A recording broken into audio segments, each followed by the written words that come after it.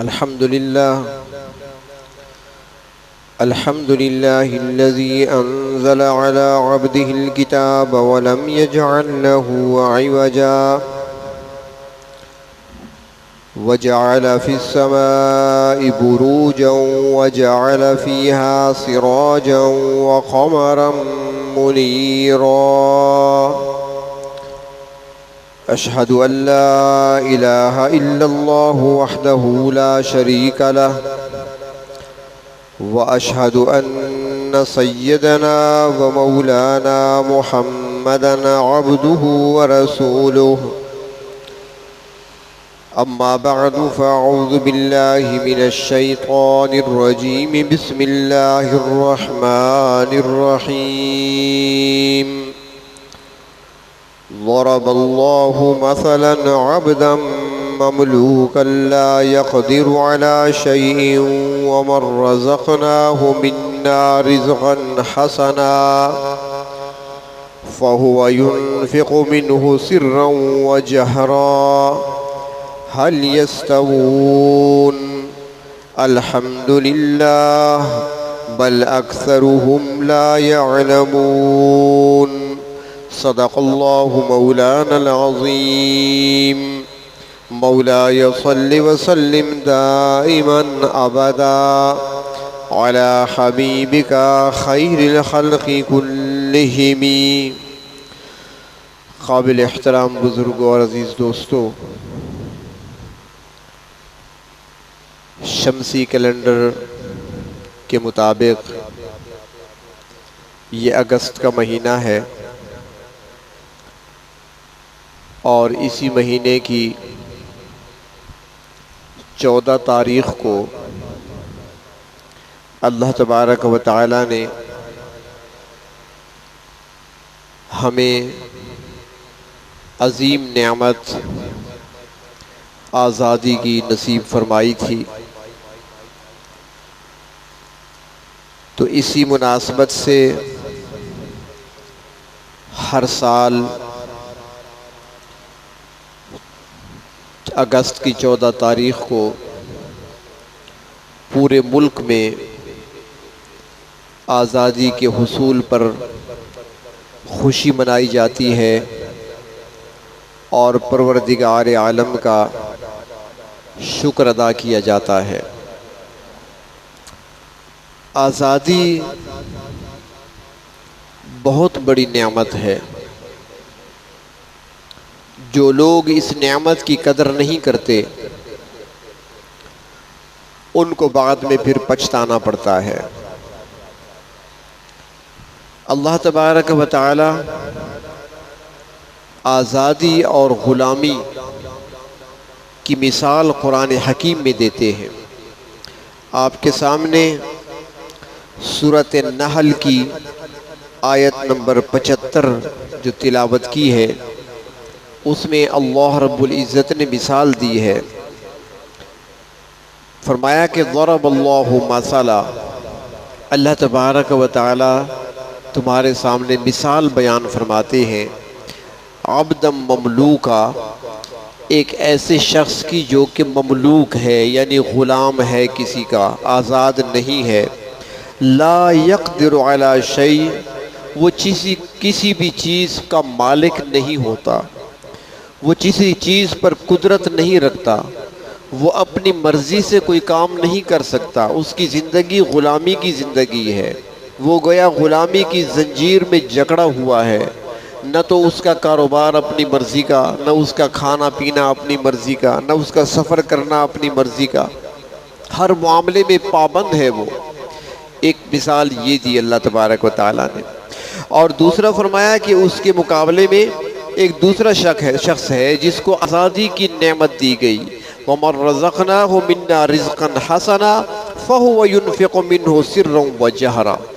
اس کے مقابلے میں ایک وہ شخص ہے جس کو ہم نے اچھی روزی عطا کی ہے، اسے مال سے نوازا ہے، وہ چھپ کر بھی اور ظاہراً بھی جہاں چاہتا ہے خرچ کرتا ہے. کوئی اسے پوچھنے والا نہیں ہے. تو اللہ تعالیٰ فرماتی ہیں کہ اے میرے بندو تم بتاؤ حل یستوون، کیا یہ دونوں برابر ہیں؟ کیا یہ دونوں برابر ہو سکتے ہیں؟ ایک غلام اور ایک آزاد کیا یہ برابر ہو سکتے ہیں؟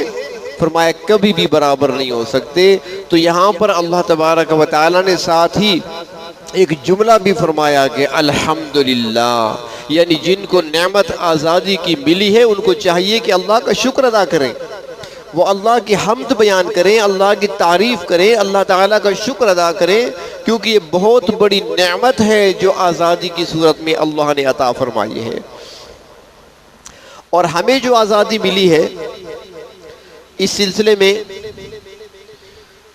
ہم تو ایک دن منا لیتے ہیں، جھنڈیاں لگا لی ہم نے، خوشی منا لی ہم نے، شور شرابہ کر لیا، لیکن اپنے اسلاف کی قربانیوں کو یاد رکھنا یہ ایک زندہ قوم کے لیے اور اپنے مستقبل کو سنوارنے کا ارادہ رکھنے والی قوم کے لیے بہت ہی ضروری ہے کہ وہ اپنے اسلاف کے کارناموں اور قربانیوں کو یاد رکھے، اور ان کو سامنے رکھتے ہوئے جب وہ خوشی منائے گا تو اس کی لذت کچھ اور ہوگی۔ پھر وہ محسوس کرے گا کہ مجھے یہ آزادی ملی کیسے ہے۔ وہ ایک مثال ہے کہ ایک شخص جا رہا تھا اور اس کے پاؤں میں جو جوتی تھی، وہ جوتا اس کا یوں سمجھے کوئی 5 روپے کا تھا، 10 روپے کا، اور اس کے پاس ایک کمبل تھا، چادر، وہ انتہائی قیمتی کمبل تھا جو اس نے اپنے اوپر اوڑھا ہوا تھا، اور اس کی قیمت بہت زیادہ تھی، اس کے جوتوں سے بہت زیادہ قیمتی کمبل تھا۔ تو جب جوتوں پر تھوڑی گرد مٹی آئی تو وہ اپنے اس کمبل کے ذریعے جوتے صاف کرنے لگا۔ کسی کی نظر پڑی تو اس نے کہا کیا کر رہے ہو؟ یہ جوتے تو چند ٹکوں کے ہیں اور یہ کمبل جانتے ہو کتنی قیمت کا ہے؟ اس نے جواب دیا کہ جوتے میں نے اپنی محنت مزدوری سے کما کر خریدے ہیں، اور یہ کمبل مجھے اپنے باپ سے وراثت میں ملا ہے۔ اب جو وراثت میں مفت میں مل گیا اس کی کوئی قدر و قیمت نہیں، چاہے وہ جتنا قیمتی تھا، لیکن جو اپنی محنت سے خریدے تھے اس کی بڑی قیمت تھی اس کی نظروں میں۔ تو آج ہمیں یہ نعمتیں جو ملتی ہیں بغیر محنت مشقت بغیر قربانی کے ملی ہیں تو ہم قدر نہیں کر رہے، حالانکہ ان کے پیچھے بڑی قربانیاں ہیں، اور یہ 1-2 دن کی بات نہیں بلکہ اس جد و جہد میں تقریباً 2 صدیاں گزری ہیں۔ 200 سال تک ہمارے اکابرین جنگ لڑتے رہے، تب جا کر ہمیں آزادی ملی ہے۔ ہندوستان پر مسلمانوں نے حکومت کی ہے، اور مسلمانوں کا آخری خاندان جو ہندوستان پر حکمران تھا وہ مغل خاندان کہلاتا ہے، اور مغل خاندان نے تقریباً 300 سال تک ہندوستان پر حکومت کی ہے، اور انہوں نے ہندوستان کو ایک پرامن ملک بنایا تھا۔ یہ پاکستان، یہ بنگلہ دیش، یہ سارا علاقہ اسی میں شامل تھا۔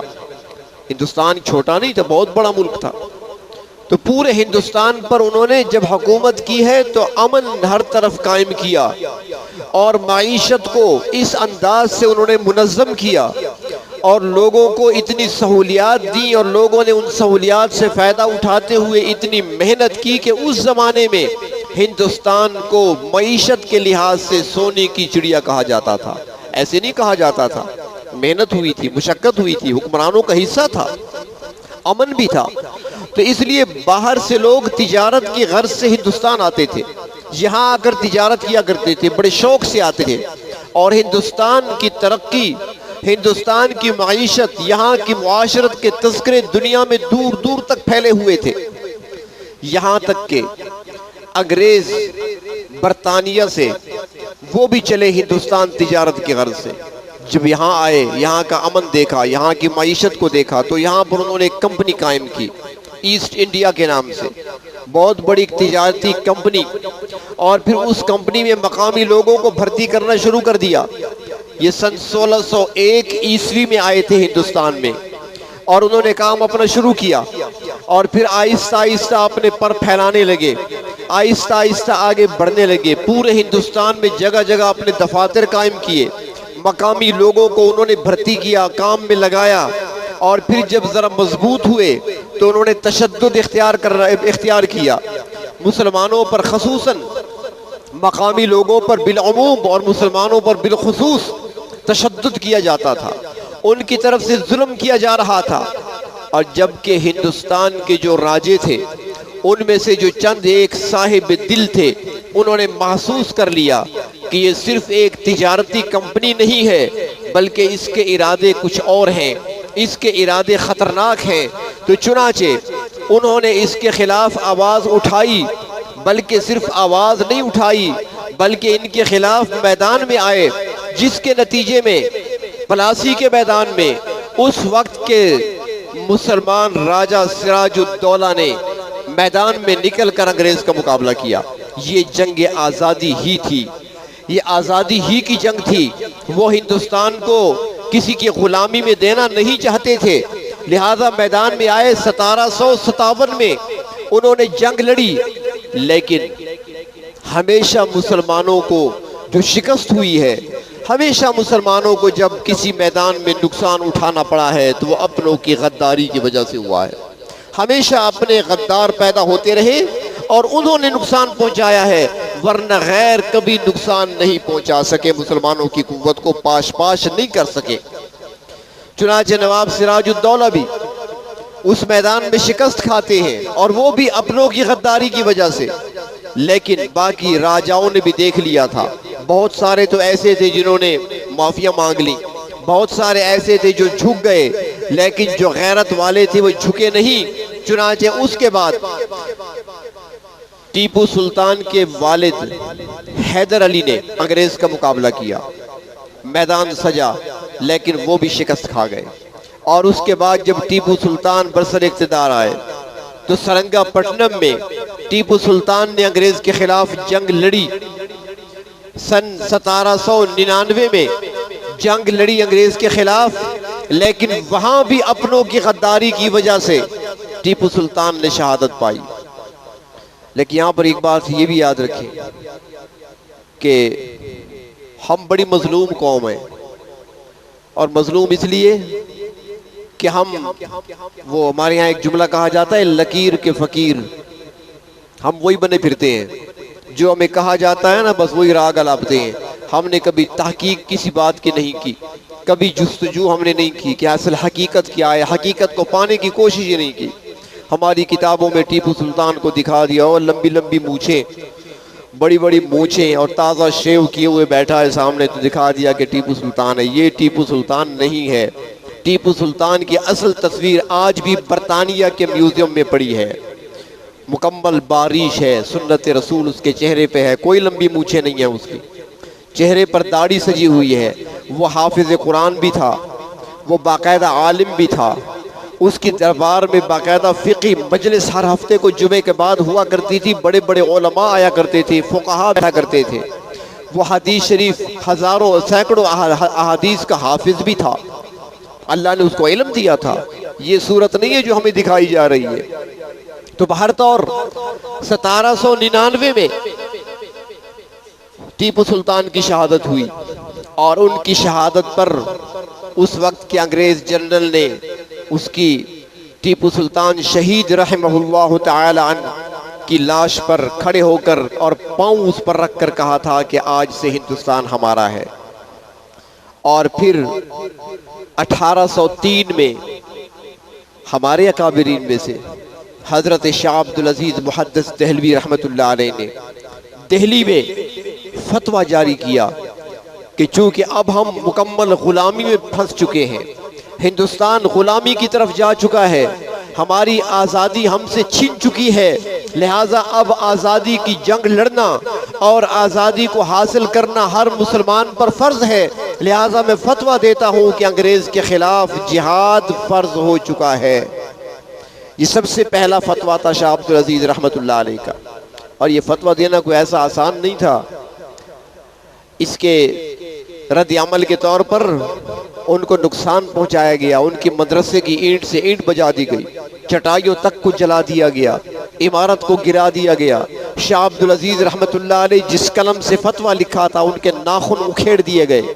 شاہ عبدالعزیز رحمۃ اللہ علیہ کو زہر دیا گیا، ان کی بینائی چلی گئی، نابینا ہو گئے تھے، لیکن جو فتویٰ دیا تھا فتویٰ واپس نہیں لیا، اور پھر اسی فتوے پر عمل کرتے ہوئے ان کے اپنے دو شاگرد شاہ اسماعیل اور سید احمد شہید اسی فتوے کی روشنی میں جہاد کا علم لے کر نکلتے ہیں، چلتے ہیں اور پورے ہندوستان کا دورہ کرتے ہیں اور جہاد کی آواز لگاتے ہیں، مسلمانوں کو بیدار کرتے ہیں، اور بیدار مسلمانوں کو کرتے ہوئے، جہاد کا اعلان لگاتے ہوئے اور کرتے ہوئے چلتے چلتے بالا کوٹ پہنچتے ہیں، اور بالا کوٹ پہنچ کر اپنی جانوں کے نذرانے آزادی کے لیے قربان کر دیتے ہیں۔ یہ آزادی کی جنگیں تھی ساری، یہ آزادی ایسے آسانی سے نہیں ملی کہ بس اعلان ہوا اور جھنڈا لہرا دیا اور پاکستان بن گیا، ایسے نہیں ہوا، اس کے پیچھے بڑی قربانیاں ہیں۔ اور پھر اس کے بعد جب بالا کوٹ میں ان کی شہادت ہوئی، بظاہر تو تحریک تھوڑی سی کمزور پڑ چکی تھی، دب چکی تھی، لیکن پھر علماء اکٹھے ہوئے، جید علماء یکجا ہوتے ہیں، سر جوڑ کر بیٹھتے ہیں، کیا کیا جائے؟ آزادی کا حصول لازمی ہے، غلامی کی زندگی ہم نے نہیں گزارنی، آزادی بہت بڑی نعمت ہے اللہ کی، اور اس نعمت کو ہم نے دوبارہ حاصل کرنا ہے، اس کے لیے میدان عمل میں اترنا ہوگا۔ بیٹھے ہیں سر جوڑ کر، اب بڑے بڑے اکابرین ہیں، مولانا قاسم نانوتوی، حضرت شیخ الہند محمود الحسن، حضرت مولانا رشید احمد گنگوہی، حضرت حافظ ضامن شہید، یہ بڑے بڑے اکابر علماء، حضرت حاجی امداد اللہ مہاجر مکی، یہ سارے حضرات بیٹھے ہوں گے۔ مشورہ ہو رہا تھا، ایک طرف سے آواز آئی، کسی نے کہا کہ ہمارے پاس وسائل نہیں ہیں، ہمارے پاس افرادی قوت نہیں ہے، اتنے افراد نہیں کہ ہم میدان سجا سکیں، ہم میدان میں نکل کر دشمن کا مقابلہ کر سکیں، انگریز بڑا مضبوط ہو چکا ہے اور ہمارے پاس وسائل بھی نہیں ہیں۔ جب یہ آواز آئی، قاسم العلوم والخیرات مولانا قاسم نانوتوی کھڑے ہو گئے، فرمایا میرا ایک سوال ہے، سارے علماء بیٹھے، میرا ایک سوال ہے، اس کا جواب چاہیے، کیا ہمارے وسائل اور ہمارے افراد بدر کے غازیوں سے بھی کم ہیں؟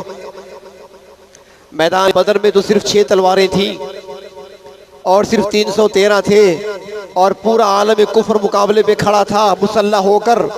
تو اب میں پوچھنا چاہتا ہوں، کیا ہماری تعداد، ہمارا اسلحہ، ہمارے وسائل کیا بدر کے غازیوں سے بھی کم ہیں؟ سب کے سر جھک گئے، ایسا تو نہیں ہے۔ فرمایا اگر ایسا نہیں تو پھر میدان میں نکلو۔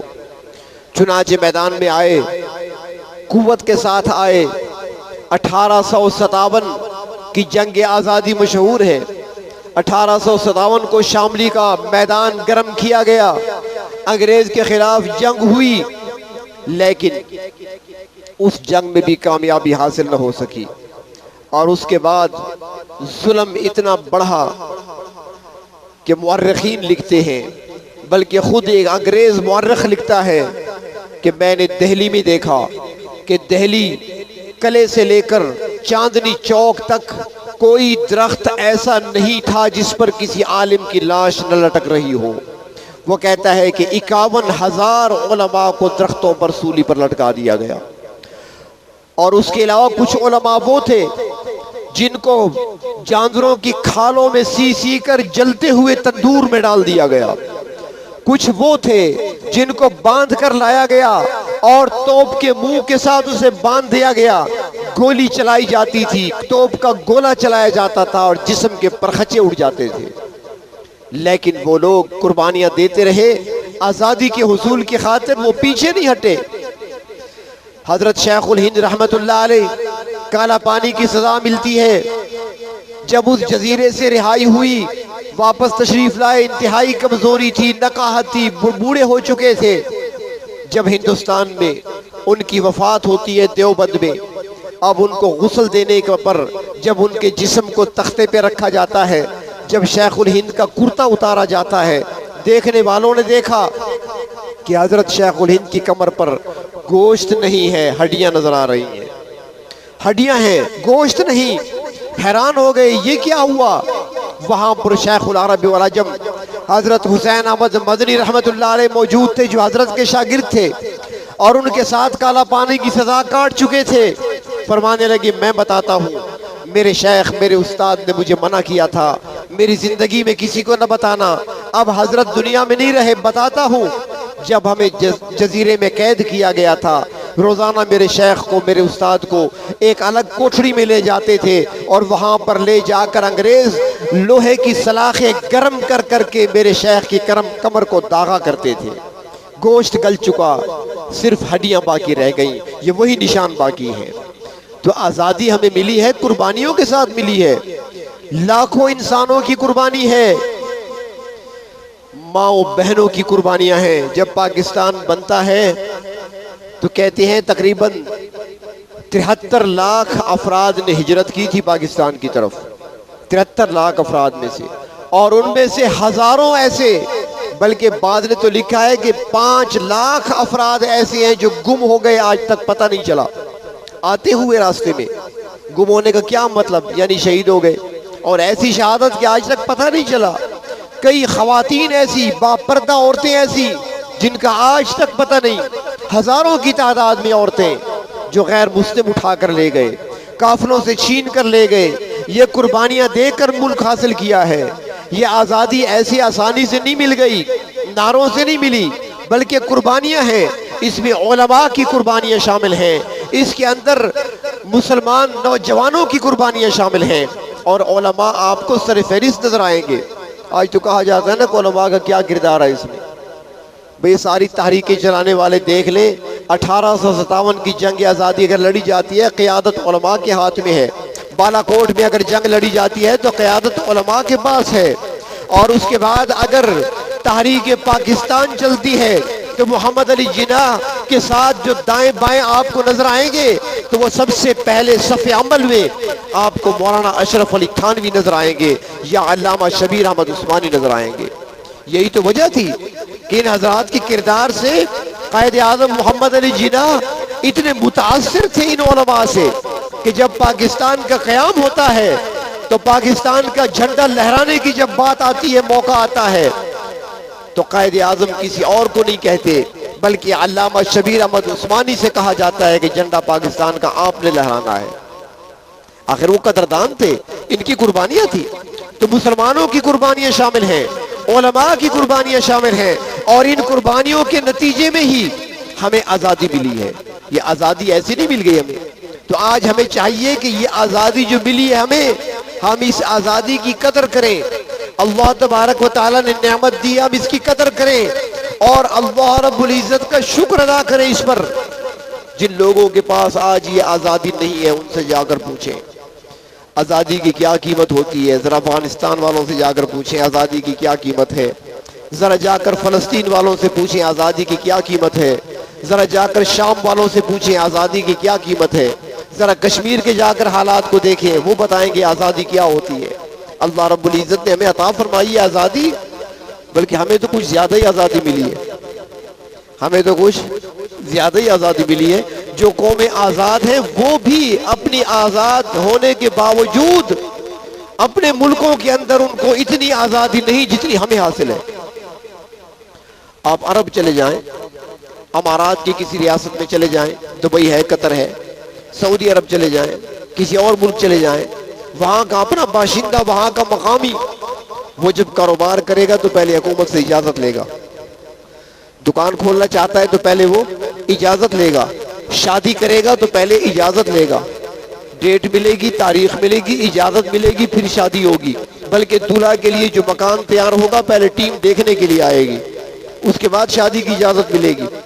بچہ پیدا کرنا ہے تو وہ بھی اجازت لینی ہوگی، وہاں پر انٹری ہوگی کہ بھئی فلاں خاتون حاملہ ہے اور فلاں ڈیٹ کو بچہ پیدا ہوگا، پھر وہ گاڑی آئے گی، اس کو ایمبولینس میں لے جائیں گے، اسپتال لے جائیں گے۔ جو آزاد ہیں ان کو بھی اتنی آزادی نہیں ہے جو ہمیں حاصل ہے۔ جہاں مرضی آئے آپ ریڑھی لگا لیں، کون پوچھتا ہے آپ سے؟ جہاں مرضی آئے دکان بنا لیں، دکان پر بیٹھ جائیں، کوئی پوچھنے والا نہیں ہے یہاں پر۔ جو مرضی آپ کریں، آپ سے کوئی پوچھنے والا نہیں ہے۔ جہاں پہ مرضی آئے آپ کی مصلی بچھا کر نماز کے لیے کھڑے ہو جائیں، کوئی نہیں پوچھے گا آپ سے۔ بے شک آزان دیں آپ۔ یہ جماعت والے حضرات ہوتے ہیں نا، ریلوے اسٹیشن پہ جماعت کھڑی ہو جاتی ہے، بس سٹاپ پہ جماعت کھڑی ہو جاتی ہے، بلکہ جماعت کیا تعلیم بھی ساتھ شروع ہو جاتی ہے جب گٹر لگ جاتا ہے، کوئی پوچھنے والا نہیں، آزادی ہے۔ یہ اللہ تبارک و تعالیٰ کی نعمت ہے جو ہمیں حاصل ہے، اور یہ بہت سی قوموں کو آزاد ہونے کے باوجود بھی حاصل نہیں ہے۔ تو اس نعمت پر اللہ تبارک و تعالیٰ کا شکر ادا کرنا چاہیے۔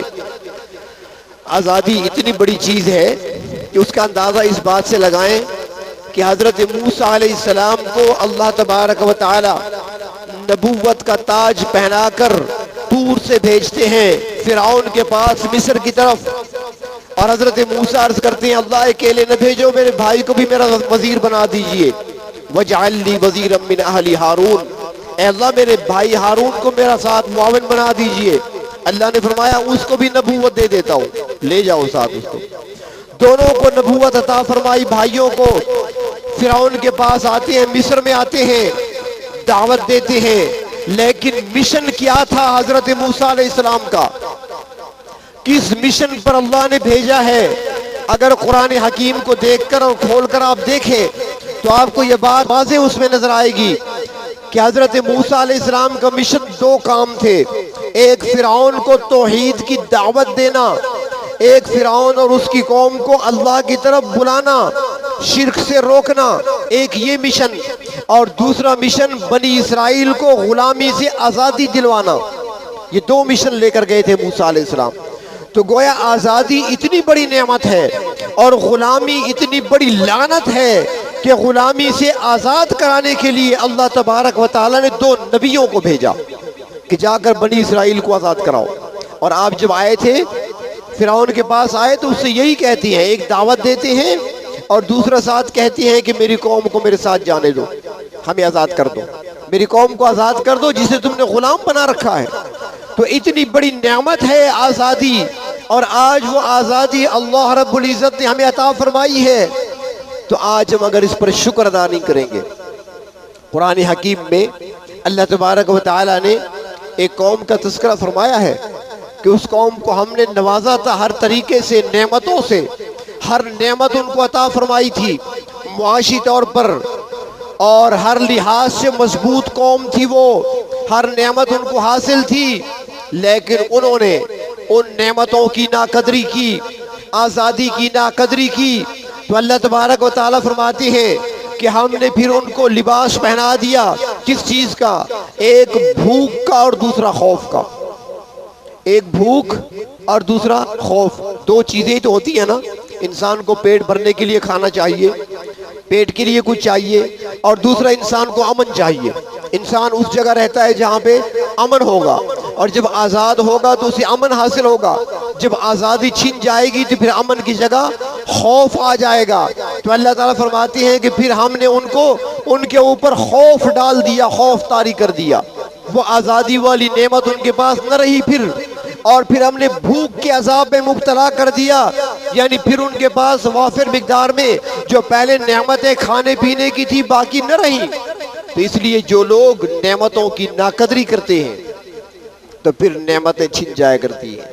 تو اس لیے ہمیں چاہیے کہ ہم اس نعمت پر اللہ تبارک و تعالیٰ کا شکر ادا کریں۔ خوشی منانا یہ نہیں صرف کہ موٹر سائیکل کا سلنسر نکال لیں اور پھر گلیوں میں بھگائیں اسے، یہ مقصد نہیں ہے آزادی کا۔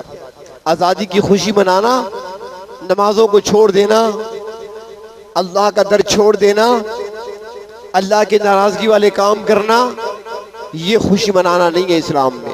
اسلام میں خوشیاں منائی جاتی ہیں اللہ کا شکر ادا کرتے ہوئے، سجدوں کے ذریعے سے۔ تو ہمیں چاہیے کہ ایک تو اللہ کا شکر ادا کریں جس نے ہمیں یہ نعمت عطا فرمائی ہے، اور یہ نعمت بھی اللہ نے ایسی عطا فرمائی، یہ بھی پتہ ہے نا آپ کو کہ یہ نعمت ملی کب تھی؟ پاکستان کی پیدائش کا دن کیا ہے؟ تاریخ پیدائش پاکستان، یہ بھی یاد رکھیں۔ جہاں 14 اگست ہم یاد رکھتے ہیں، وہاں اللہ تعالیٰ نے یہ نعمت میں عطا فرمائی کہ شمسی کیلنڈر کے مطابق وہ 14 اگست تھی، اور قمری کیلنڈر کے مطابق رمضان کا مہینہ تھا، 27 رمضان تھی، اور جمعے کی رات تھی، جمعۃ الوداع تھا، جمعۃ الوداع کی رات، 27 کی رات، رمضان کا مہینہ، یہ تحفہ ملا ہے آزادی کا ہمیں۔ تو اللہ نے ایسے بابرکت موقعوں پر یہ ہمیں تحفہ عطا فرمایا، تو ہمیں چاہیے اس کی قدر کریں، اللہ رب العزت کا شکر ادا کریں، جتنا بھی شکر ادا کریں کم ہے۔ بہت بڑی نعمت ہے آزادی۔ غلام قوموں سے پوچھ لیں کہ غلامی کیا ہوتی ہے، ان کی زندگی کتنی مشکل میں ہوتی ہے، ان کے پاس کچھ بھی اپنا نہیں ہوتا، جبکہ ہمارے پاس سب کچھ اپنا ہے۔ یہ اللہ تبارک و تعالیٰ کی نعمت ہے، احسان ہے ہم پر، تو اس کا شکر ادا کریں۔ اور دوسری طرف اپنے اکابرین کی قربانیوں کو یاد رکھیں، ان مسلمانوں کی قربانیوں کو یاد رکھیں جنہوں نے قربانیاں دے کر، اپنا لہو دے کر، اپنا مال خرچ کر کے، گھر بار چھوڑ کر، سب کچھ قربان کر کے ہمارے لیے آزادی حاصل کرنے کی جد و جہد میں شریک رہے تھے۔ ان لوگوں کی قربانیوں کو یاد رکھیں، اور بہتر یہ ہے کہ اس دن بجائے روڈوں پر موٹر سائیکل دوڑانے کے بیٹھ کر قرآن خوانی کریں، تلاوت کریں، اپنے گھروں میں مسجد میں قرآن کریم کی تلاوت کریں، گھروں میں بیٹھ کر قرآن پاک کی تلاوت کریں، اور ان مجاہدین کو، ان شہداء کو ایصال ثواب کریں جن کی قربانیوں کے نتیجے میں ہمیں آزادی ملی ہے، جن کی قربانیوں کے نتیجے میں ہمیں آزاد ملک ملا ہے، اور آج ہم آزادی کی سانس لے رہے ہیں، آزادی سے ہم چل پھر رہے ہیں، گھوم رہے ہیں، تو ان کی روحوں کو ایصال ثواب پہنچانے کی کوشش کریں۔ یہ حقیقت ہے قربانی کی، اور اس طریقے سے ہی ہم نے آزادی کو منانا ہے، پھر تو ہماری حقیقی آزادی کی خوشی ہوگی۔ اگر ہم نے اللہ کی نافرمانی کے کام کرنے میں دن گزار دیا تو یہ پھر اللہ تبارک و تعالیٰ کی ناراضگی آسان نہیں ہے۔ اللہ تعالیٰ کو جو قومیں ناراض کیا کرتی ہیں، اللہ تعالیٰ پھر ان کو نعمتیں دیا نہیں کرتے، نعمتوں پر زوال آیا کرتا ہے۔ تو یہ نعمت ہمیں ملی ہے، اس نعمت پر اللہ کا شکر ادا کریں، اور ساتھ ہی ہم اللہ رب العزت سے ایک سوال بھی کریں، مانگیں بھی اس دن، جہاں میں نے عرض کیا نا کہ گھروں میں قرآن خوانی بھی کریں، تلاوت بھی کریں، سارے بیٹھ کر مسجد کے اندر بھی کریں، تو وہاں اللہ تبارک و تعالیٰ سے ایک سوال بھی کریں کہ اے ہمارے پروردگار، یہ ملک حاصل کیا گیا تھا، آزادی حاصل کی گئی تھی ایک مقصد کے تحت، اس کا ایک مقصد تھا، اور وہ مقصد کیا تھا؟ وہ ایک نعرہ بن کر ہر زبان پہ آ چکا تھا۔ پاکستان کا مطلب کیا؟ لا الہ الا اللہ۔ اللہ، یہ ملک تو لا الہ الا اللہ کے نام پہ ہی بنا تھا، اور ہم نے لا الہ الا اللہ کی بہاریں ابھی تک نہیں دیکھی۔ اللہ سے یہ بھی مانگے۔ اب دیکھیں یہ ماضی قریب میں، اسی صدی میں یا گزشتہ صدی میں، دو ریاستیں اس پوری دھرتی پر، دو ریاستیں وجود میں آئی ہیں مذہب کے نام پر، دو حکومتیں قائم ہوئی ہیں، دو ملک بنے ہیں، قائم ہوئے ہیں مذہب کے نام پر۔ ایک پاکستان بنا ہے مذہب کے نام پر، اور دوسری ریاست اسرائیل کی قائم ہوئی ہے مذہب کے نام پر۔ وہ یہودی ہیں، یہ اسلام کے نام پر، وہ یہودیت کے نام پر۔ پاکستان کا نعرہ لگا تھا، لا الہ الا اللہ کا نعرہ لگا، اسلام کے نام پر ملک کو حاصل کیا گیا۔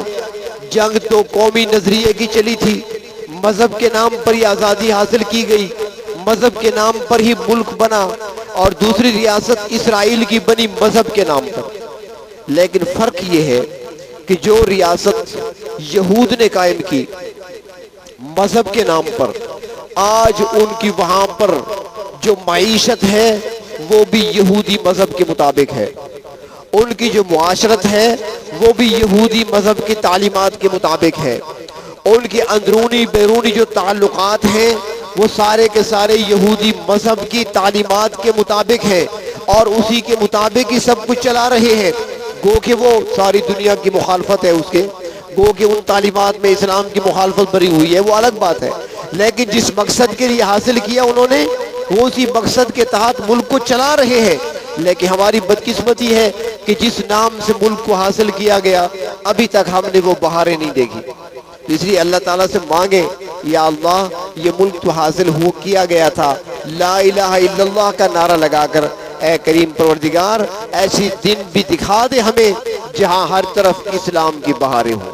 اور اللہ تبارک و تعالیٰ سب کچھ کر سکتے ہیں، اللہ تعالیٰ دلوں کو پھیر سکتے ہیں، اللہ تعالیٰ کام کسی سے بھی لے سکتے ہیں۔ بعض اوقات یہ بھی ہوتا ہے نا کہ وہ جس طرح ایک مشہور مثال ہے کہ ایک سید اٹھا تھا، سید اٹھا تھا، سادات خاندان سے تعلق، اور اس نے چاہیے تو یہ تھا کہ وہ قرآن پاک کی کوئی خدمت کرتا، چاہیے تو یہ تھا کہ وہ حدیث شریف کی کوئی خدمت کرتا، نہیں، اس نے کتاب لکھی تو وہ بھی ہیر کے عنوان سے لکھی۔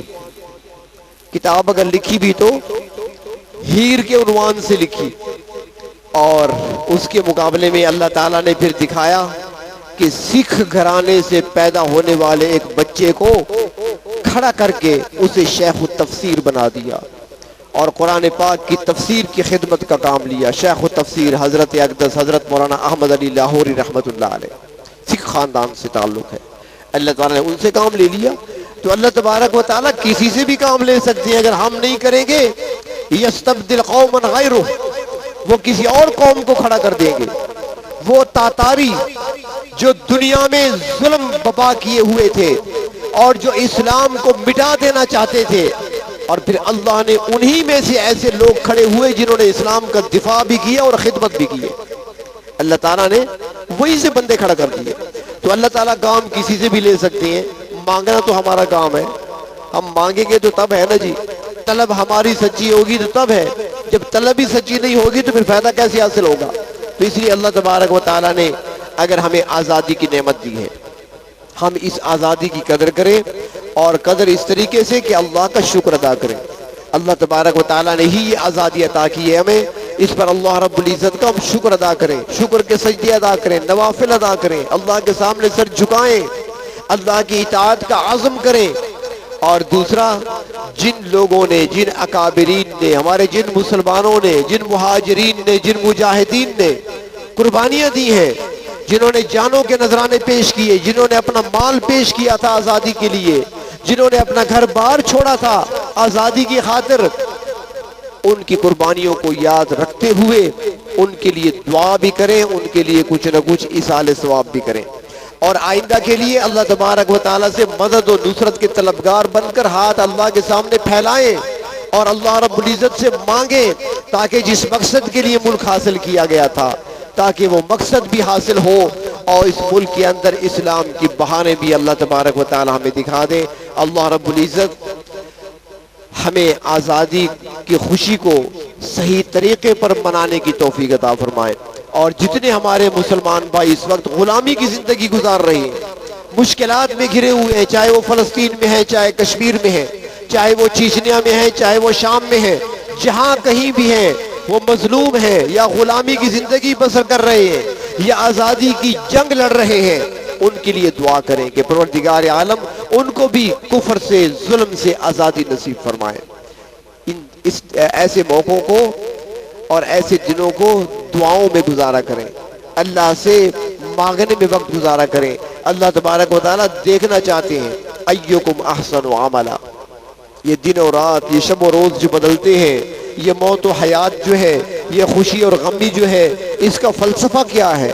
اللہ تبارک و تعالیٰ نے قرآن حکیم میں فلسفہ بتا دیا کہ ہم جاننا چاہتے ہیں ایکم احسن عملا، کہ تم میں سے کون اچھے عمل کرتا ہے، کون ہمیں یاد رکھتا ہے، کون ہمیں بھول جاتا ہے، کون ہماری نعمتوں پر شکر ادا کرتا ہے، کون ناقدری اور ناشکری کرتا ہے۔ اور ایک بات اور بھی عرض کروں کہ ناشکری اتنا بڑا جرم ہے، نعمتوں کی ناشکری کرنا، ناقدری کرنا اتنا بڑا جرم ہے کہ اللہ تبارک و تعالیٰ نے کفر اور ناشکر کو یکجا بیان فرمایا ہے۔ کفر کو اور ناشکری کو ہم مانا بھی رکھا ہے اور اکٹھا بیان فرمایا ہے۔ مثال کے طور پر